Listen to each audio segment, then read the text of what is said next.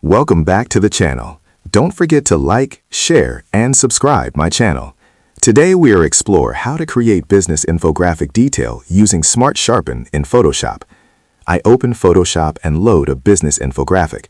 I pause because infographics live on clarity. I duplicate the layer immediately.